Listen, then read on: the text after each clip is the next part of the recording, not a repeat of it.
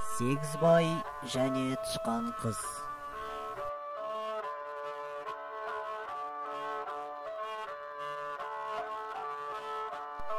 Ертеде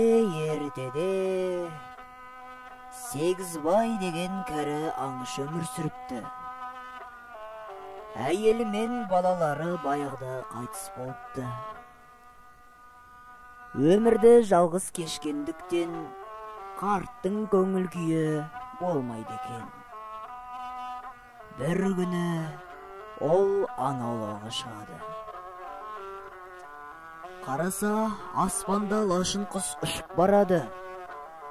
Өзі тұяғына бір кішкене аңды қыстырып алған. Сегізбай лашынды садағымен көздеп атты. Жараланған жыртқыш құс өз олжасын түсіріп алды. Бұл сұр тышқан екен.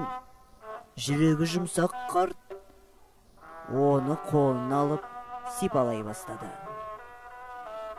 Кенеттен тышқан қыз балаға айналды. Сегізбай қуанып кетті. Енді менің де қызым бар. Сәбиді кеудесіне басып, киіз үйіне тез жетіп, нәрестені төсекке жатқызды. Содан соң сиырды сауып, сүт ішкізді. Жылдар өтті, қыз бой жетті.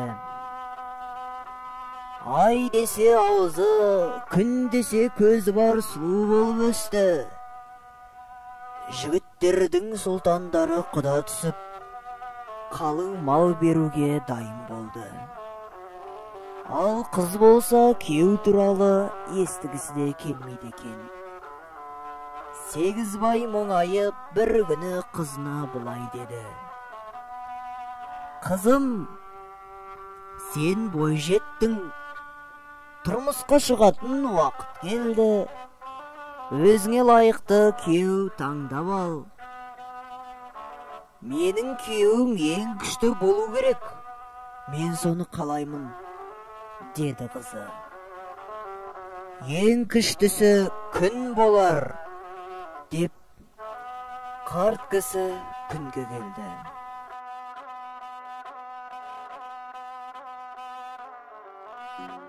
О, құдіретті шамшырақ, менің қызым бар.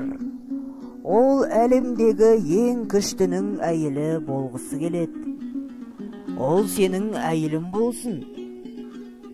Сонда күн, сен бұлтқа бар. Ол менен күштірек. Бұлт менен жерді жабады. Менің онымен айқасуға әлім жоқ. Сегізбай бұлтқа келді. Бұлт. Жел менен күштірек. Ол мені оңтүстіктен солтүстікке, батыстан шығысқа қарай қуады. Және тоқтатуға мүмкіндік бермейді. Сегізбай желге бет алды. Шалды тыңдап, жел шу ете жөнелді.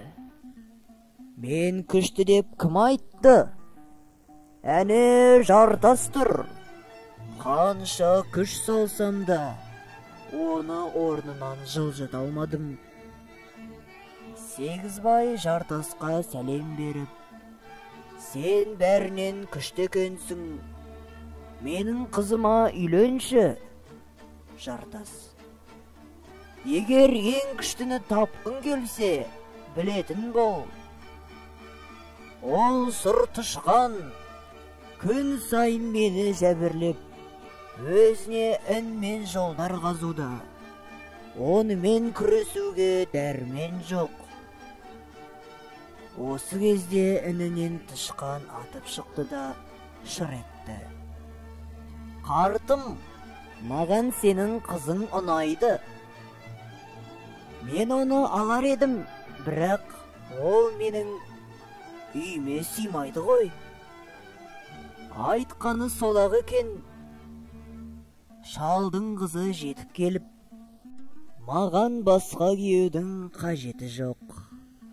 Ол мен үшін бәрінен сүйкімді, деп қыз қайтадан сұр тышқанға айналды да інге кіріп зым-зия болды. Сегізбай күлді. Қарға қарғаны естіп ұшып келеді.